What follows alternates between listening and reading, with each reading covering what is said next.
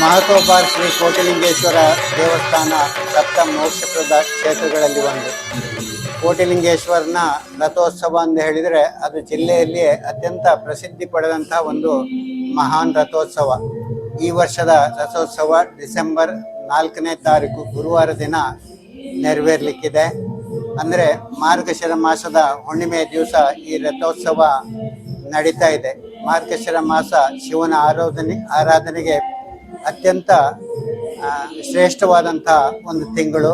ಅದೇ ದಿವಸದಲ್ಲಿ ಈ ರಥೋತ್ಸವ ಕೂಡ ನಡೀತಾ ಇದೆ. ಮೊನ್ನೆ ನವೆಂಬರ್ 27ನೇ ತಾರೀಕಿನ ದಿನದಂದು ಅಂಕುರಾರೋಹಣ ಮಾಡುವುದರ ಜೊತೆಯಲ್ಲಿ 28ನೇ ತಾರೀಕಿನ ದಿವಸ ಧ್ವಜಾರೋಹಣ ಮಾಡುವುದರ ಮೂಲಕ ಈ ಒಂದು ರಥೋತ್ಸವಕ್ಕೆ ಚಾಲನೆ ನಡೆದಿದೆ. ಅಲ್ಲಿಂದ 8 ದಿನಗಳ ಪರ್ಯಂತ ವಿವಿಧ ದಿನಗಳಲ್ಲಿ ವಿವಿಧ ವಾಹನೋತ್ಸವಗಳನ್ನು ನಡೆಸ್ತಾ ಈ ಒಂದು ಜಾತ್ರೆ ಮುಂದುವರಿತಾ ಇದೆ. ಪ್ರತಿದಿನ ದೇವಸ್ಥಾನದಲ್ಲಿ ಉತ್ಸವಾದಿಗಳು ಕೂಡ ನಡೀತಾ ಇದೆ. ಹಾಗೂ 9 ದಿನಗಳು ನವಕುಂಡಾದಿ ಹೋಮಗಳು ದೇವಸ್ಥಾನದಲ್ಲಿ, ಅಂದರೆ ಈ ಕ್ಷೇತ್ರದ ಎಲ್ಲ ಜೀವಿಗಳ ಜನಗಳ ಒಂದು ಶ್ರೇಯಸ್ಸನ್ನು ಬಯಸಿ ಈ ಹೋಮ ಹವನಾದಿಗಳು ಈ ಕ್ಷೇತ್ರದಲ್ಲಿ ನಡೀತಾ ಇರುತ್ತೆ. ಹಾಗೆ ಈ ಒಂದು ಜಾತ್ರೆಯ ಪ್ರಯುಕ್ತ ದೇವಸ್ಥಾನದ ವೇದಿಕೆಯಲ್ಲಿ 6 ದಿನಗಳ ಪರ್ಯಂತ ಅನೇಕ ಸಂಗೀತ, ನೃತ್ಯ, ನಾಟಕ, ಯಕ್ಷಗಾನ ಇತ್ಯಾದಿ ಕಾರ್ಯಕ್ರಮಗಳನ್ನು ಕೂಡ ನಾವು ಹಲವಾರು ವರ್ಷಗಳಿಂದ ಆಯೋಜಿಸ್ತಾ ಬಂದಿದ್ದೇವೆ. ಮೊನ್ನೆ 30ನೇ ತಾರೀಕಿನ ದಿನದಿಂದ ಈ ಸಾಂಸ್ಕೃತಿಕ ಕಾರ್ಯಕ್ರಮಗಳು ಕೂಡ ಈ ವೇದಿಕೆಯಲ್ಲಿ ಪ್ರದರ್ಶನಗೊಳ್ತಾ ಇದೆ.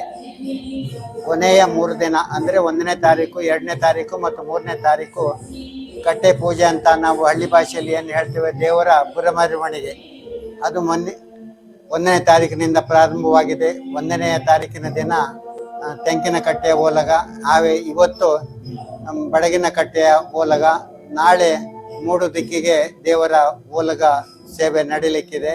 ಆಮೇಲೆ 4ನೇ ದಿನ 3ನೇ ತಾರೀಕಿನ ದಿವಸ ರಾತ್ರಿ ಹಿರೇರಂಗ ಪೂಜೆ ಮುಗಿದ ನಂತರ 4ನೇ ದಿವಸ ರಥೋತ್ಸವ ಕಾರ್ಯಕ್ರಮಗಳು ಚಾಲನೆಯಲ್ಲಿರುತ್ತೆ.